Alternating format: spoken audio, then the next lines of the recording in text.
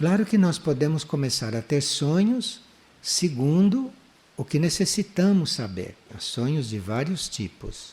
Mas existe este sonho da autodescoberta, estes sonhos que nos levam ao autoconhecimento.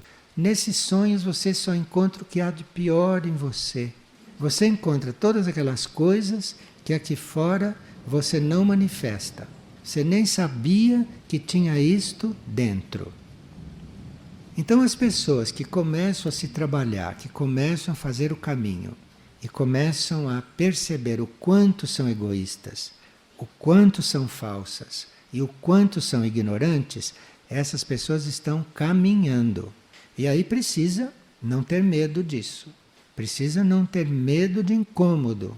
E para você não se iludir, fica mais claro o quanto você é ignorante, o quanto você é falso, o quanto você é egoísta.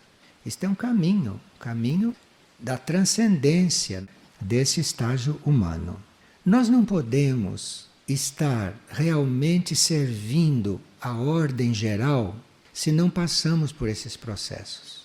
Porque se você não fica diante de você, se você não aprende a ordenar as coisas dentro de você, você não pode estar dentro da ordem geral de uma forma totalmente positiva. Você vai estar de uma forma egoísta, ou de uma forma falsa, ou de uma forma ignorante, sem saber como fazer as coisas, sem saber como estar aí. Então tem que realmente ir encontrando esses dados, não, da nossa natureza humana, tem que ir encontrando isto e não se abater com isto. Realmente dar graças por ter encontrado isso, porque aí você vai então tendo capacidade para ir fazendo uma ordem, uma outra ordem dentro de você. Agora, nós não podemos resolver isto, claro, com as nossas próprias forças humanas. Porque as nossas forças humanas são uma mistura dessas três coisas. Então você aqui vai chegar num ponto que você precisa realmente apelar para aspectos supra-humanos.